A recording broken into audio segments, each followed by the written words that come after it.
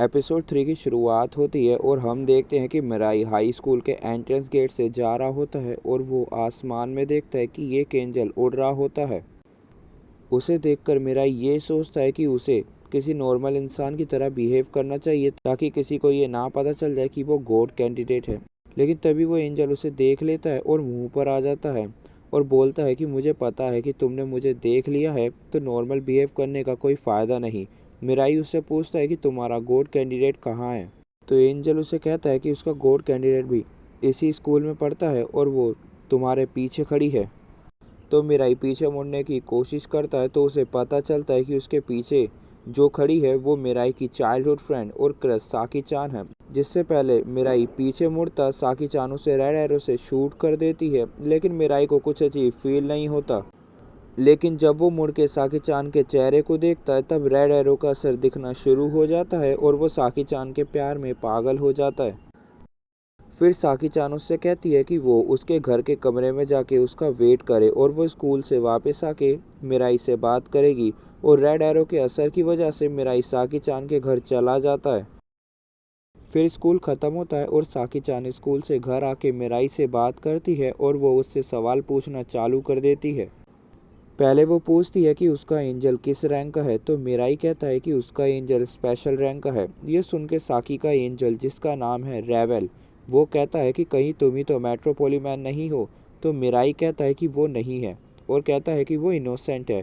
फिर रेवेल मिराई को कहता है कि साकी चान के पास सिर्फ रेड एरो ही है और वो चाहता है कि वो साकी चान के विंग्स बने और साकी चान को प्रोटेक्ट करे।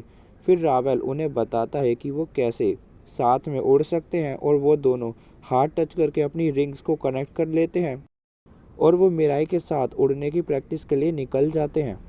फिर थोड़ी देर उड़ने के बाद ये लोग वापस आ जाते हैं और अपने फ़ोन में मेट्रोपोलीमैन की न्यूज़ देखते हैं कि वो कैसे लोगों के बीच फेमस हो रहा है और जस्टिस का हीरो बन रहा है। तभी रेवेल मिराई को मैनिपुलेट करता है और उसे बताता है कि साकी चान बहुत ही कमज़ोर है और वो मेट्रोपोलीमैन से नहीं लड़ सकती, तो मिराई को मेट्रोपोलीमैन से लड़ना होगा।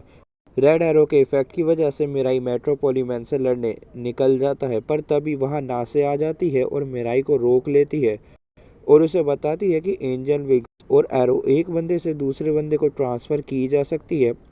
और वो उसे बताती है कि अगर वो जाके मेट्रोपोलीमैन को मार देता है तो उसके एंजल विंग्स और एरो मिराई साकी चान को दे सकता है, पर लेकिन मेट्रोपोलीमैन मिराई को मार दे तो मिराई के विंग्स और एरो साकी चान को ट्रांसफ़र हो जाएंगे। और रावल तुम्हें इसीलिए भेज रहा है क्योंकि कोई भी मरे फ़ायदा साकी चान को ही होगा। फिर साकी चान मिराई को जाने से रोक लेती है। फिर नासे रेबल से बात करती है। मिराई किसी को कभी भी हार्म नहीं पहुंचाएगा और साकी चंद से तो वो पहले से ही प्यार करता था, तो वो वैसे भी उसे हार्म नहीं पहुंचाएगा। तो रेवल कहता है कि अगर रेड एरो का टाइम रन आउट होने के बाद भी मिराई अच्छा रहता है तो वो साथ में काम करना चालू कर देंगे। फिर हम देखते हैं कि एक क्रिमिनल अपनी गाड़ी लेके भाग रहा होता है, लेकिन मेट्रोपोलीमैन आके उसे पकड़ लेता है। फिर मेट्रोपोलीमैन अपने घर पर होता है और कहता है कि उसने सभी को धमकी दे दी है, पर कोई भी कैंडिडेट आके उससे फाइट नहीं कर रहा है। फिर उसकी एंजल मेज़ा उससे कहती है कि उसे पेशेंस रखना चाहिए क्योंकि ये ही सबसे बढ़िया तरीका है गॉड बनने का। फिर हम देखते हैं कि 33 डेज बीत चुके हैं और रेड एरो का मिराई पर से असर ख़त्म हो चुका है और मिराई तब भी नॉर्मल होता है क्योंकि वो ऑलरेडी साकी चांद से प्यार करता था। फिर रेवल मिराई और साकी चांद से कहता है कि उन्हें साथ में काम करना चाहिए क्योंकि गॉड बनने के लिए उन्हें ये ज़रूरी नहीं कि वो दोनों एक दूसरे को मारें, क्योंकि अगर सब गॉड कैंडिडेट सरवाइव कर जाते हैं टाइम लिमिट ख़त्म होने के बाद भी, तो ऑटोमेटिकली गॉड कैंडिडेट में से एक बंदा गॉड चुन लिया जाएगा उसके बिहेवियर और उसके इंटेंशन के ज़रिए।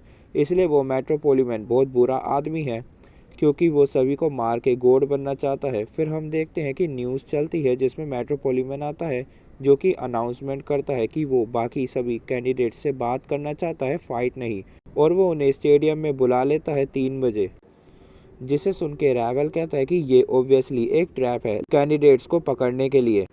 मिराई कहता है कि ज़रूरी नहीं सारे कैंडिडेट वहाँ पे आएँ। फिर रावल उसे बोलता है कि नासे ने तुम्हें शायद बताया नहीं कि सभी गॉड कैंडिडेट जापान में ही हैं, क्योंकि सबसे ज़्यादा सुसाइड जापान में ही होते हैं और सुसाइड वही लोग करते हैं जो इस दुनिया से नाराज़ हैं, और अगर उन्हें गॉड कैंडिडेट चूज़ करा जाए तो वो इस दुनिया को बदलना चाहेंगे। ये सब सुन के मिराई साकी चान के साथ स्टेडियम जाने का फैसला करता है क्राउड में छुप के, और ये दोनों नासे और रेबेल को पीछे छोड़ के आगे आ जाते हैं और दोनों स्टेडियम में साथ आने के बाद अपने एंजल रिंग्स कनेक्ट कर लेते हैं कि अगर कोई दिक्कत हो जाए तो ये दोनों तुरंत वहां से उड़ के निकल जाए। फिर 3 बज जाते हैं और मेट्रोपोलीमैन वहां आ जाता है। तभी वहां पे ब्लू मेट्रोपोलीमैन और येलो मेट्रोपोलीमैन के सूट में 2 कैंडिडेट आ जाते हैं जिनके पास विंग्स और रेड एरो भी होते हैं। फिर वो अपने रेड एरो को मेट्रोपोलीमैन की ओर एम करते हैं और शूट कर देते हैं, लेकिन मेट्रोपोलीमैन अपने विंग्स एक्टिवेट नहीं करता और वहीं पर खड़ा रहता है। और जैसे ही रेड एरो हिट करने वाला होता है वैसे ही उसके आसपास एक बैरियर आ जाता है और एरो वहीं रुक जाती है। और इसी न्यू ट्विस्ट के साथ एपिसोड ख़त्म हो जाता है।